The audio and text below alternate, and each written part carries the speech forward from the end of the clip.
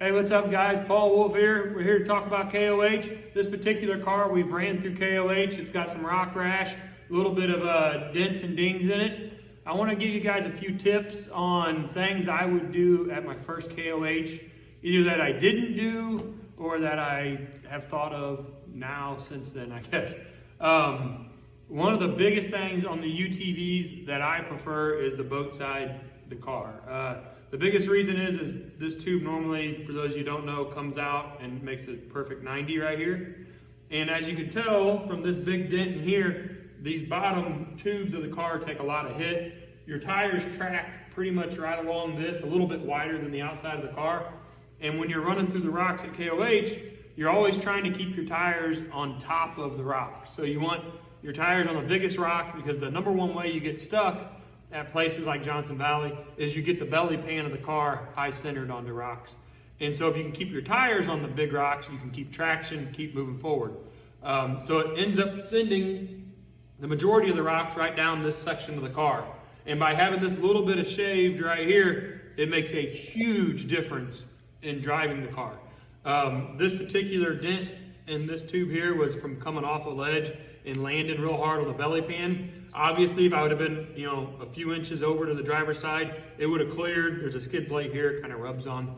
But it would have cleared that tube, and that is actually very painful. There's no suspension. That goes straight into your back, and you feel every bit of that right there. And that's one of the ones that rattle your teeth and, knock your fillings out and all that stuff.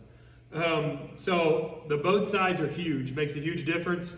I do my stuff myself in particular. I just go through, I lay it all out, cut it, and we got to keep stock suspension points. So we can't go past that. We can't cut into that because we have to keep this suspension point in the factory location.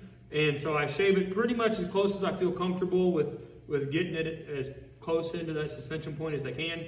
Shave it there and then cut this whole corner out. And it takes roughly 6-7 inches of tube out right here, depending on how far in I want to shave that particular car. And it makes a night and day difference. I used to not really think it made that big a difference, and I finally did it on one car, and now I pretty much won't run KOH without it. The only way I would ever do it without shaving this corner of the car off would be if I ran the stock class. And other than that, any car I run will be shaved. It just saves so much wear and tear on your bodies and on the car itself. Definitely use heavy tubing. If you guys do it, don't use real light tubing down here. It obviously takes a lot of abuse. We'll most likely cut this out, slug it on both ends, and put a new tube back in before we go race 2023. Other than that, that's one of the biggest hints towards KOH I can give you. We'll have a few more coming up here shortly.